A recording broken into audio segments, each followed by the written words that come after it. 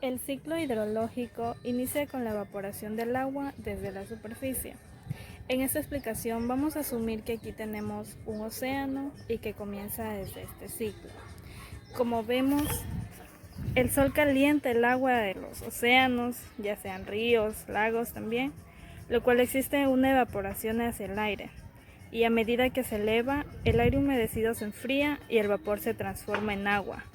Las gotas se juntan y forman las nubes. Luego, las partículas de nube colisionan, crecen y caen en forma de lluvia o también como nieve o granizo, dependiendo del clima en que nos encontremos. La mayor parte de la precipitación corre sobre la superficie como escorrentía y otra parte es absorbida por las plantas. Como se puede apreciar aquí, una parte de la lluvia es infiltrada por las plantas, llegando así a circular por el subsuelo a una poca profundidad. A esto se le conoce como una escorrentía hipodérmica. Y cuando el agua llega a infiltrarse hasta alcanzar el nivel freático, se lo conoce como una escorrentía subterránea. Ahora, cuando el suelo se satura, se genera un encharcamiento, dando lugar a la escorrentía. Esta escorrentía es la más rápida, ya que no llega a infiltrarse en el terreno por la acción de la gravedad, debido a las depresiones del terreno. El agua que cae de los techos de las casas van fluyendo hacia las partes más bajas, alcanzando los ríos, y como sabemos, en la corriente de los ríos, el agua finalmente retorna a los océanos, llegando al fin de su ciclo, que nuevamente comienza con la evapotranspiración. Bueno, aquí podemos observar que parte de la lluvia se almacena dentro de las hojas, y esto recibe el nombre de intersección foliar. Estas gotas de agua, según avanza la lluvia, caen al suelo, y aquí podemos diferenciar que en una zona donde no hay vegetación se produce encharcamiento de agua. Mientras tanto, en zonas donde hay presencia de vegetación, existirá un menor encharcamiento. En cambio, aquí podemos observar que en zonas donde hay cemento, toda la precipitación que cae sobre esta superficie se transformará en escorrentía.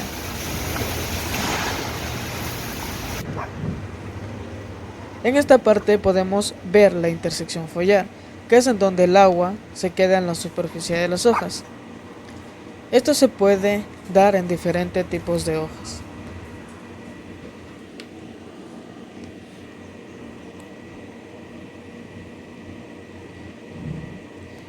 Aquí podemos ver que las gotas, producto de la lluvia, se van deteniendo por el contacto con las hojas y caerán a una menor velocidad y serán gotas de mayor tamaño, a diferencia de las gotas que caen normalmente producto de la precipitación.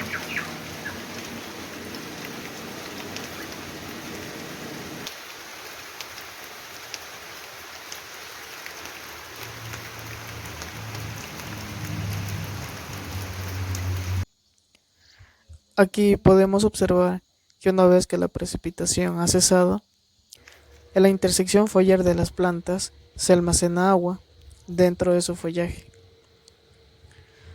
Esto puede ocurrir en varias plantas que mantienen agua en su superficie a pesar de haber terminado la lluvia.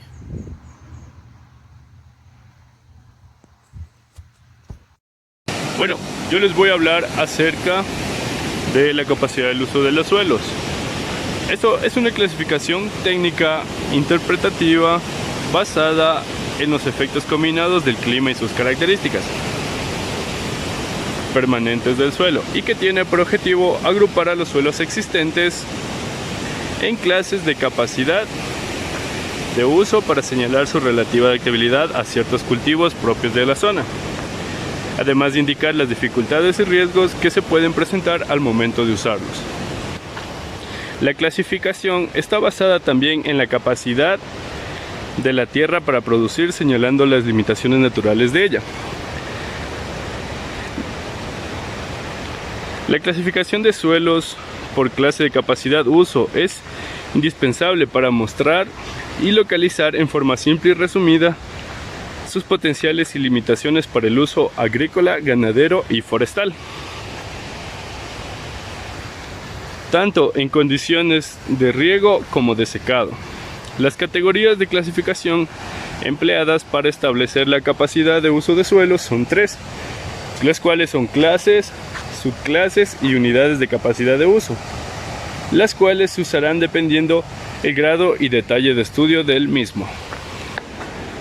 Las clases convencionales para definir la capacidad del uso de suelo son 8. Como primero tenemos lo que es apto para el cultivo, o clase 1, las cuales son suelos que tienen pocas limitaciones y restricciones de uso. Son casi planos, profundos y bien drenados, fáciles de trabajar, poseen una buena capacidad de retención de humedad y la fertilidad es muy natural, es buena. La clase número 2, con ligeras limitaciones y uso de moderado riesgo de daño. Se reducen la elección de los cultivos o requieren moderadas prácticas de conservación. Son suelos planos con ligeras pendientes profundos a moderadamente profundos, de buena permeabilidad y drenaje. Presentan texturas favorables que pueden variar de extremos más arcillosos o arenosos respecto a las texturas de la clase 1. Y la clase número 3, que son cultivables con moderadas limitaciones de uso, susceptibles de corrección y riesgo de daños. Presenta moderadas limitaciones en su uso y restringen la elección de los cultivos, aunque puedan ser buenos para ciertos cultivos especiales. La topografía varía moderadamente inclinada hasta un 8%. Poca profundidad efectiva, la permeabilidad varía de plana a pendiente, que es rápida o muy rápida. Como clase 4 tenemos las que son cultivables solo ocasionalmente por presentar serias limitaciones de uso y alto riesgo. Presentan severas limitaciones de uso que restringen la selección de cultivos. También requieren un manejo cuidadoso y por ello es más difícil aplicar y mantener que la clase 3. Estos suelos pueden ser adaptados solo para 2 o 3 de los cultivos comunes y la cosecha producida puede bajar con relación a los gastos del periodo en el tiempo o la estación que se encuentre. Como clase 5 tenemos el uso limitado, generalmente no adaptado para cultivos. Estos son terrenos que son indispensables para lo que es el pastoreo y mantenimiento del ganado. Son una clase especial que prácticamente no se usa. Los suelos de esta clase son escasos y de nulo riesgo de erosión, pero presentan otras limitaciones que no pueden removerse en forma práctica, limitando su uso a cultivos de empastados, praderas naturales de secado o forestación. Como se pueden observar aquí, en ciertos lugares ya son solo zonas donde se realiza el pastoreo y crianza de animales bovinos. Continuando con la clase 6, 7 y 8, no tiene mucha diferencia a la clase 5, por lo cual no varía mucho los cambios que deberían decirse, porque son de uso lo que son para cultivos, para lo que es siembra de árboles y para la crianza de ganados. Ahora les voy a hablar un poco acerca de lo que es el tipo de suelo que tenemos en esta región. A diferencia de las otras regiones más templadas, los nutrientes no se encuentran en su mayor parte en el suelo, sino en el bosque, o sea, en la biomasa. Lo que sucede es que el bosque tiene una alta capacidad de reabsorber nutrientes de la materia orgánica caída y descompuesta y controla de manera la pérdida de los nutrientes. El bajo contenido de nutrientes se debe a dos causas. La primera son a las altas temperaturas y precipitaciones, y la otra es a la historia geológica de esta región. La intensa meteorización y lavado o la exhibición a través de los millones de años que se han removido los nutrientes de los minerales que forman los materiales parentales del suelo, la pérdida de los nutrientes por lavado o erosión no pueden ser reemplazadas por la meteorización del suelo, como sucede en las regiones más templadas. El suelo amazónico tiene una muy baja capacidad de retención de los nutrientes, que se originan de la descomposición de la materia orgánica. Esto se debe en parte a la alta concentración de aluminio e hidrógeno que ocupan los espacios de los nutrientes, que ocupan espacio en que los nutrientes deberían ser retenidos. El aluminio comprende un alto porcentaje de los minerales del suelo.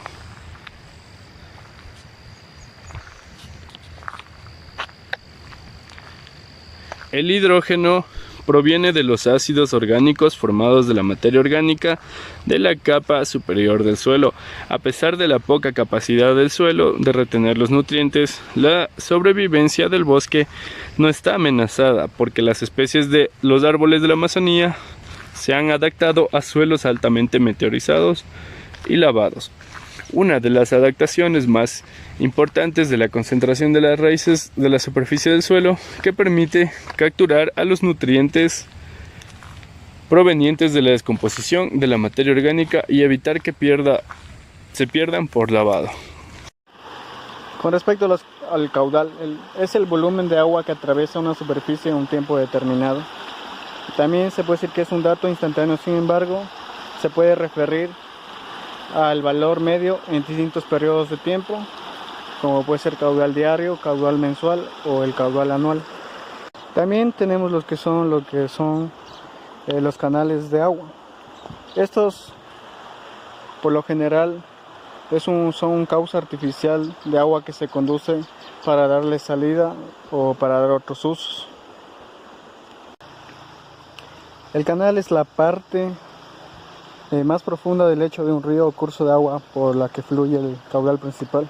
Y existen diferentes formas de canal, como son los trapeciales, que son canales utilizados para caudales más grandes, caudales rectangulares, que son utilizados en pequeños caudales, como podemos observar aquí. Es un pequeño caudal. Y también tenemos los canales semicirculares, que son canales con menor resistencia en el avance del agua. Y los caudales triangulares, que son canales sencillos y excavados con medio de pocos costes. Por ejemplo, pueden ser cunetas. Estas cunetas también son utilizadas para lo que es descargas de aguas hervidas. Aquí podemos ver un canal y en el fondo podemos ver por donde el agua es descargada, y esto termina en el cuerpo de agua aquí, que es un río que no es muy grande, pero sí de relevancia. Con respecto a una cuenca es un área de terreno que drena hacia un único cuerpo de agua. Las personas tendemos a pensar que son solo ríos, lagos y esteros que son parte de nuestra cuenca. Sin embargo, cualquier área de tierra, ya sea un parque, un campo, un bosque, incluso el suelo, son los que constituyen nuestras cuencas. Además, tenemos a pensar que dentro de esta área específica drenan solo al cuerpo de agua más cercano.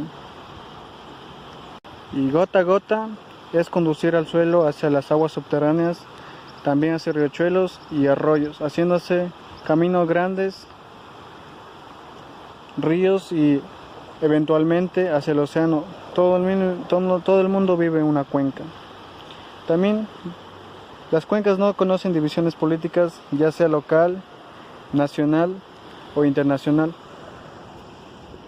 Nuestro medio ambiente, nuestra economía, nuestra sociedad depende del estado saludable de nuestras cuencas.